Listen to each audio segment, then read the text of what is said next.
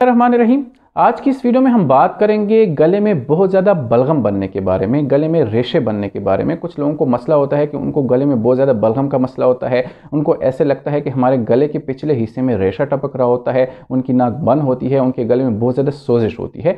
तो आज की इस वीडियो में हम बात करेंगे कि ऐसा क्यों होता है, इसके बड़े बड़े रीजंस क्या हैं और आपने खुद को इस चीज़ से बचाना किस तरह है।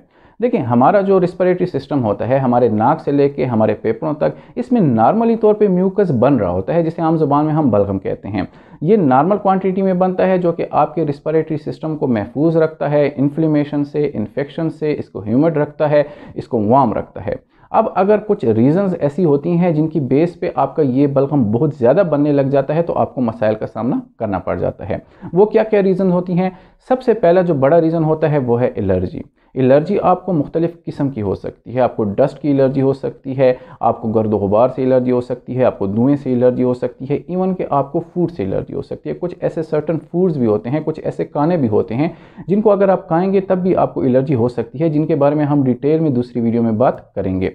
अब अगर आपको एलर्जी का सामना है तो आपने सबसे पहले अपने ऊपर सोचना है कि मुझे एलर्जी किस चीज़ से होती है। अगर आपको डस्ट एलर्जी है, आपको पोलन एलर्जी है, तो आपने कोशिश करनी है कि इन चीज़ों से ख़ुद को बचाना है। आपने मास्क का इस्तेमाल करना है, ऐसी जगहों पे नहीं जाना जहाँ पे बहुत ज़्यादा गर्द गुबार पाई जाती है। दूसरे नंबर पर आपको जो बलगम इंक्रीज़ होती है उसकी बड़ी वजह होती है इन्फेक्शन या इन्फ्लेमेशन। अगर आपको बार बार बलगम बन रहा है तो आपने ख़ुद को सोच लेना है कि मेरे ऊपर बार बार इन्फेक्शन तो नहीं आ रहा, मुझे बार बार बुखार का सामना तो नहीं करना पड़ रहा। क्योंकि बार बार गले में बलगम बनने की बड़ी वजूहात में से एक ये भी है कि आपको बार बार इन्फेक्शन हो रही होती है। तीसरे नंबर पर जो सबसे बड़ी वजह है वो है डिहाइड्रेशन की। हाँ, अक्सर लोगों को क्या होता है कि उनकी जिस्म में पानी की कमी वाक़या हो जाती है, वो पानी का प्रॉपर इस्तेमाल नहीं कर रहे होते। अब प्रॉपर पानी के इस्तेमाल ना करने की वजह से वो डिहाइड्रेटेड हो जाते हैं, जिसकी वजह से आपकी जो म्यूकस मेम्ब्रेन है, जो कि आपके रिस्पिरेटरी सिस्टम में पाई जाती है, वो बहुत ज़्यादा ड्राई हो जाती है। उस ड्राइनेस की वजह से वहाँ पर इन्फ्लेमेशन हो जाती है और वहाँ पर इन्फेक्शन हो जाती है। अब इसी इन्फ्लेमेशन और इसी इन्फेक्शन की वजह से आपका बलगम बहुत ज़्यादा प्रोड्यूस हो रहा होता है। तो आपने कोशिश करनी है कि आपने ख़ुद को हाइड्रेटेड रखना है, आपने पानी का इस्तेमाल रेगुलर बेसिस पे करना है। आपने कम से कम दिन में 10 से लेके 12 गिलास का पानी रोज़ाना इस्तेमाल करना है।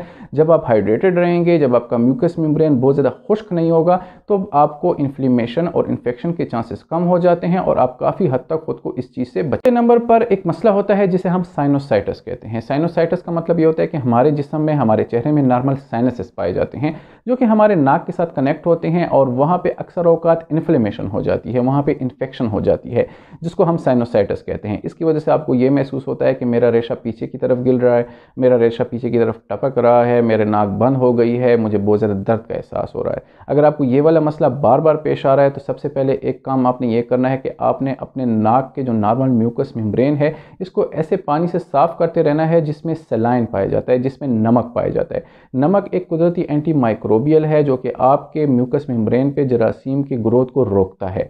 तो अगर आपको ये मसला होता है तो आपने अपने नाक के म्यूकस मेम्ब्रेन को ऐसे पानी से साफ़ करना है जिसमें नमक पाया जाता है, या उसको सलाइन वाटर से साफ़ करना है। साथ ही साथ आपने फौरी तौर पे अपने डॉक्टर से रजू करना है और इस चीज़ का बर वक्त इलाज करते रहना है। आखिरी नंबर पर जो बीमारी होती है जिसे हम कहते हैं GERD, यानी कि गैस्ट्रोएसोफेजियल रिफ्लक्स डिजीज़। आपके बेंदे में जो नॉर्मली तौर पे तेज़ाब पाया जाता है, अगर उसकी क्वांटिटी इंक्रीज़ हो जाती है तो अक्सर औकात वो आपके खुराक के नाली में आ जाता है, वहाँ पे इन्फ्लेमेशन करता है, वहाँ पे सोजिश करता है और उसके रिस्पांस में आपका बलगम इंक्रीज़ हो सकता है।